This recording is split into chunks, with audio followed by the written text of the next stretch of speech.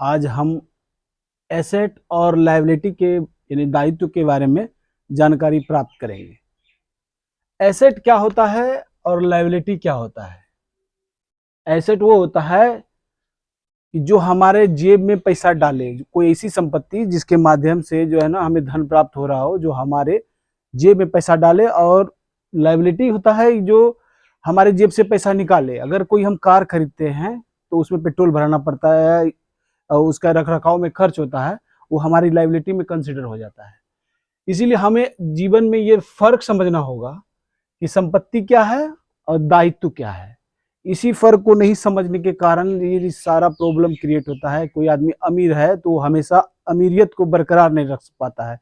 उसके बाद कितना ही कहीं चाहे लॉटरी में पैसा मिल जाए या यानी कि फैमिली से संपत्ति मिल जाए, लेकिन कुछ दिन बाद वो गरीब हो जाता है, या कहीं पे भी कुछ जीत गया, कौन बनेगा करोड़पति हो या कुछ किसी भी चीज में, क्योंकि उसको पैसा संभालना नहीं आता, उसे ये पता नहीं होता है कि हम जो खरीद रहे हैं वो लायबिलिटी है या एसेट में कंसिडर होता है।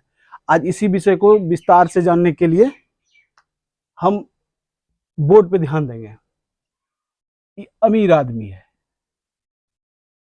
और ये हो क्या है, गरीब आदमी है। अमीर आदमी का एसेट कॉलम ये हो गया और लायबिलिटी,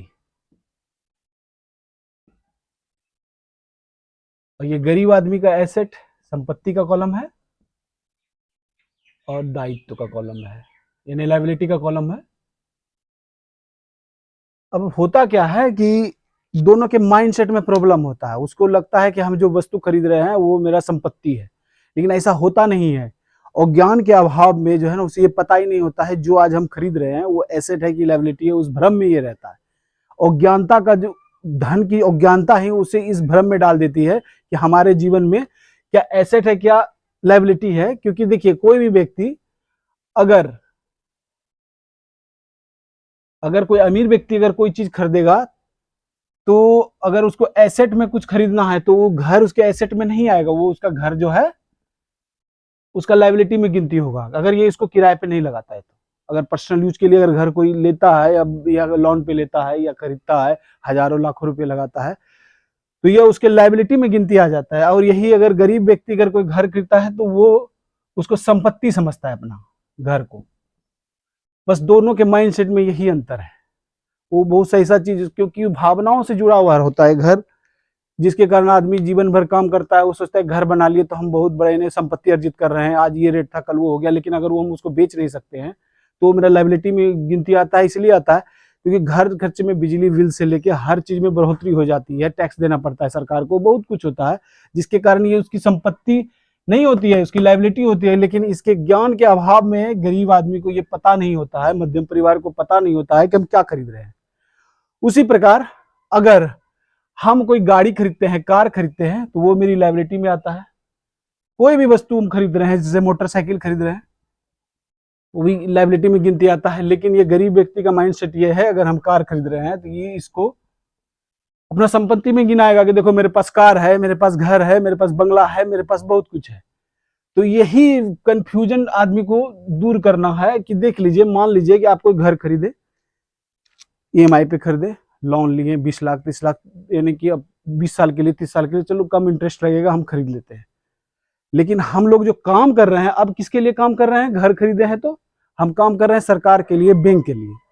और हम अब कोई दूसरा निर्णय नहीं ले सकते। सिर्फ दिखावा के लिए हम कार खरीद लिए, बाइक खरीद लिए, कुछ भी खरीद लिए जो महंगा वस्तु है, जो दिखावा, बढ़िया सा कपड़ा खरीद लिए, सूट खरीद लिए, लाइफ स्टाइल को बहुत बढ़िया स्थिति में कर लिए। कि ये मध्यम परिवार और गरीब परिवार का यही प्रॉब्लम है कि वो ये नहीं समझ पाता है कि संपत्ति क्या है और लायबिलिटी क्या है।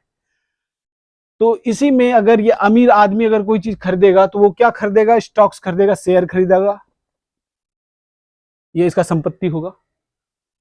बॉन्ड्स खरीदेगा, इसका संपत्ति होगा, क्योंकि इससे मिलने वाला डिविडेंड, बोनस, ये इसका संपत्ति में कंसीडर हो जाएगा।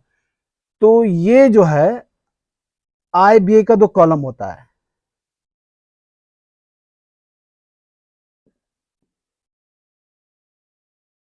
अमीर आदमी का आय और व्यय का कॉलम होता है। अब आय, ये लोग क्या करते हैं कि ये वही सामान एसेट बढ़ाने की कोशिश करते हैं, संपत्ति बढ़ाने की कोशिश करते हैं, जो उसे बाद में कुछ पैसा कमा के देगा। तो गरीब आदमी ये जो है ना आय करता है, लेकिन वो बीआई में पूरा फोकस करता है। वो कभी भी जो है ना कि एसेट के कॉलम को भरने की कोशिश नहीं करेगा। अमीर व्यक्ति कोई हमेशा नया नया साधन खोजते रहेगा, किसके माध्यम से भाई हम मेरे ऐसा संपत्ति बढ़ते रहे, वो संपत्ति इतना बढ़ जाए ताकि वो उनको इतना पैसा कमा के दे ताकि मेरा ये कॉलम भरा हुआ रहे। तो अब शेयर हो गया, बॉन्ड हो गया, म्यूचुअल फंड हो गया, प्रॉपर्टी हो गया। प्रॉपर्टी वही जो यानी कि हमको धन कमा के दे, ये नहीं कि हम बहुत बड़ा घर खरीद लिए तो वो मेरा प्रॉपर्टी में गिनती आ गया, जब तक उसको रेंट में नहीं लगाते वो मेरा लायबिलिटी में गिनती होता है। अगर प्लॉट खाली है तो वो हमारा प्रॉपर्टी में गिनती आ सकता है, क्योंकि वो फ्लक्चुएशन मोड में रहता है। कोई कीमती वस्तु जो यानी जिसका दाम भविष्य में बढ़े, घटे नहीं, बहुत बढ़े, वो हमारा एसेट के कॉलम में आता है। तो हमें सभी बच्चों को ये समझना होगा कि हम जो आज जो पैसे का यूज कर रहे हैं, जो भी लग्जरी सामान खरीद रहे हैं, खेलने कूदने घूमने में जा रहे हैं, तो सिर्फ दायित्व तो हम लोग इकट्ठा करते हैं। घूमने फिरने में,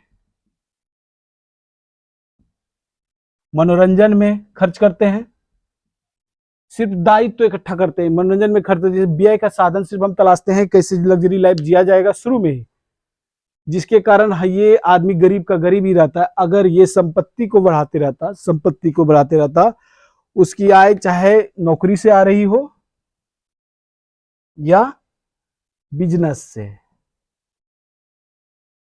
से कहीं से भी आ रही हो, तो इनका कैश फ्लो यानी कि पैसे का बहाव कैसा होगा? इसका पैसे का बहाव ऐसा होगा कि जैसे ये नौकरी से इसको पैसा मिलता है, अमीर आदमी का माइंड से बता रहे हैं कि जैसे इसको नौकरी से पैसा आय हुआ, ये आय को जो है ना डायरेक्ट एसेट में पहले तब्दील करता है। क्या करता है? जैसे आय मिला, नौकरी से इसको आय मिला, ये आय हुआ, और उसके बाद डायरेक्ट वो कुछ ना कुछ शेयर खरीदता है, बॉन्ड खरीदता है, जो ऐसा सामान जिससे उसको पैसा उसके पैकेट में आए। उसके बाद जो बचता है तब वो यानी कि अपना लायबिलिटी में खर्च करता है, लग्जरी लाइफ जीने में खर्च करता है। उस चीज को यानी व्यय ज्यादा नहीं करता है, ताकि यानी हमारा ये एसेट का कॉलम बढ़ता रहे, ताकि इसमें इतना धन प्राप्त हो जाए, जिसके कारण जो है ना कि हमारा ये धन इतना बढ़ जाए, एसेट कॉलम इतना हो जाए, ताकि इससे हमको इतना इनकम हो कि फिर वो जो है हम फिर इसी में री इन्वेस्ट कर सके। यही प्रक्रिया है अमीर आदमी को अमीर होने का, क्योंकि वो जो संपत्ति अर्जित करता है उसी में इतना बढ़ोतरी करता है ताकि वो अपना घर का जो खर्च है वो चलने के बाद उसके पास बहुत सी पूंजी बच जाती है, वो फिर उसी को री इन्वेस्ट करता है, वो एसेट खरीदता है, चाहे शेयर खरीदे, बॉन्ड खरीदे, कुछ भी खरीदे, उसमें यानी कि वो री इन्वेस्ट कर देता है। तो अब ये प्रक्रिया हमेशा चलती रहती है, जिसके कारण वो अमीर का अमीर ही हो जाता है, गरीब आदमी गरीब का गरीब ही रह जाता है, क्योंकि वो शुरू से ही जो है लायबिलिटी को बीआई के बारे में सोचता है, आय के बारे में नहीं सोचता है कि हमारे पास जो संपत्ति आई है, हम ये जो धन आया है, चाहे किसी भी साधन से आया हो, नौकरी से आया हो, बिजनेस से आया हो, वो डायरेक्ट इस पैसे को आय को जो है जो आय जो आती है इसको जो है ना बीआई करने के बारे में सोचते रहता है, और बीआई के माध्यम से सारा पैसा बहाव की तरफ, पानी की तरफ बह जाता है। उसका संपत्ति कॉलम खाली का खाली रह जाता है, खाली रहता है। अगर इसमें शुरू से ही अगर वो बढ़ोतरी करे तो इसका जो है ना कि एसेट और लायबिलिटी का जो यानी कि कॉन्सेप्ट है वो क्लियर हो जाए। उसको ये समझ ही नहीं आता है कि हम क्या करें। मान लो पैसा बहुत सारा कमा लिया, लेकिन उसके पास ये दिमाग ही नहीं है, ये समझ ही नहीं है पैसे का समझ कि हम ये खरीद क्या रहे हैं अभी, क्या हमको भविष्य में पैसा बना के देगा या हमारे जेब से पैसा निकालेगा। आज हो सकता है आपकी स्थिति बहुत अच्छी है, सब दिन एक जैसी नहीं रहेगी, तो इसीलिए हमें वो सामान खरीदना चाहिए, वो संपत्ति खरीदनी चाहिए जो हमारे जेब में पैसा डाले, यानी कि पैसा कमा के हमारे संपत्ति के कॉलम में वो डाले। तभी ही ये गरीब आदमी अमीर बन सकता है, जब ये कॉलम हमेशा भरते रहेगा। ये खाली ही रह जाता है हमेशा, ये भरता नहीं है, क्योंकि हम जो है दायित्व को इकट्ठा करते हैं, कार खरीद लेते हैं, कुछ भी खरीद लेते हैं, ये मेरा यानी कि लायबिलिटी में कंसीडर होता है। लायबिलिटी खरीदने का ज्यादा चेष्टा करते हैं। अब हमें ये समझना है कि हमें क्या इकट्ठा करना है, लायबिलिटी इकट्ठा करना है कि या यानी कि एसेट इकट्ठा करना है।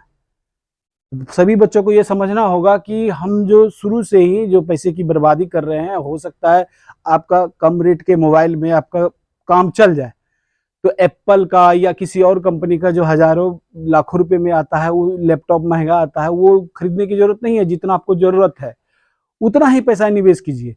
यानी कि इन्वेस्ट कीजिए उस चीज में, लाइबिलिटी में। वो एक लाइबिलिटी, अगर उस मोबाइल से आप पैसा नहीं कमा रहे हैं तो वो आपकी लाइबिलिटी है। आप घूमने फिरने जा रहे हैं, पार्टी कर रहे हैं, इस उम्र में की जिंदगी का क्या है, अभी यही जिंदगी है, बाद में कौन देखा है, इसी चक्कर में हम लोग रह जाते हैं। सोचते हैं क्या कि अभी मान लो जिंदगी एक बार मिलती है, जिंदगी मिलेगी ना दोबारा, इसी चक्कर में जो है ना हम लाइबिलिटी इकट्ठा करना चालू कर देते हैं। महंगा कार खरीदते हैं, महंगा कपड़ा खरीदते हैं, महंगे जूते पहनना पसंद करते हैं, घूमना फिरना पसंद करते हैं, पार्टी मनाना पसंद करते हैं, घंटों यानी कि एंजॉय करना पसंद करते हैं। उसमें वो लाइबिलिटी जो है इकट्ठा करना स्टार्ट कर देते हैं और हमें ये लगता है कि हम संपत्ति इकट्ठा कर लिए।